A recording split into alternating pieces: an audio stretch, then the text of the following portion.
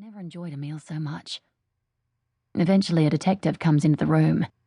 He puts a file on the table and pulls out a chair. He looks brutish, with a thick neck and small eyes. I can tell by the way he sits down that my best chance with him is ego. He seems to be trying to take up as much space as possible, his arm resting on the chair next to him, his legs wide open. He smiles across the table.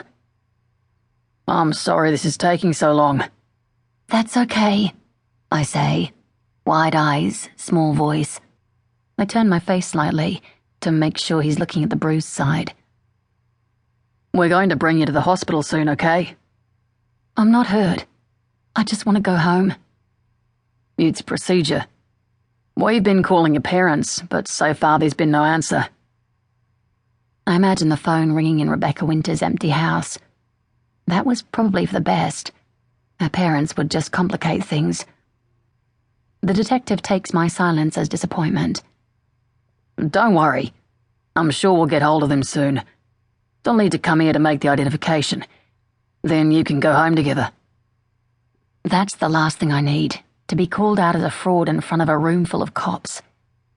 My confidence starts to slip. I need to turn this around. I speak into my lap. "I want to go home more than anything." "Oh no, it won't be too much longer." His voice is like a pat on the head.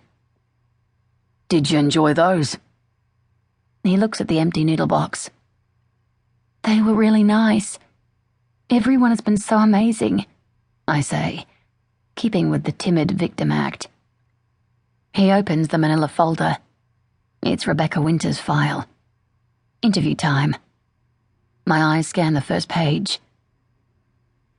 "Can you tell me your name?" "Rebecca." I keep my eyes down.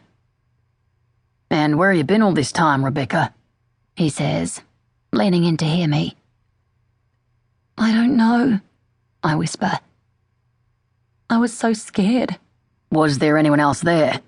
Anyone else held with you?" "No, only me." He leans in closer until his face is only inches from mine. "You saved me," I say, looking him right in the eyes. "Thank you."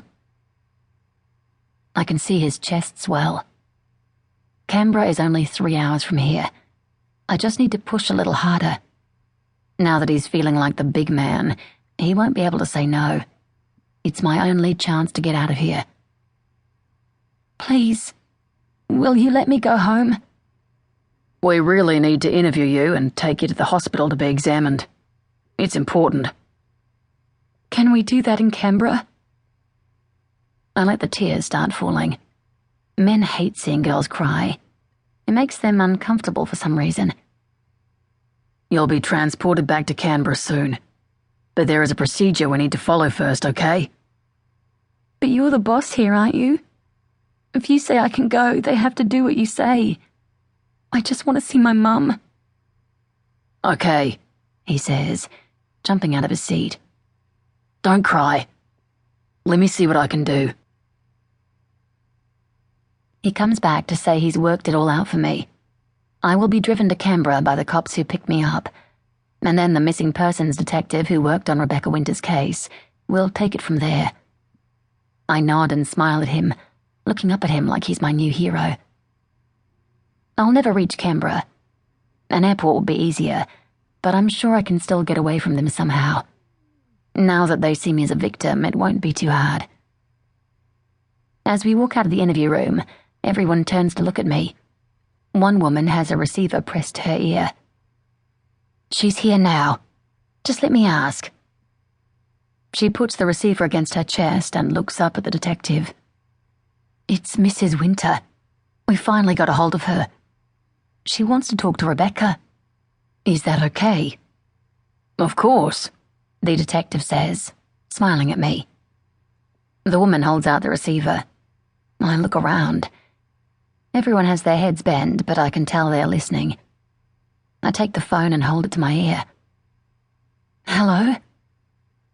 Becky? Is that you?" I open my mouth, needing to say something, but I don't know what. She keeps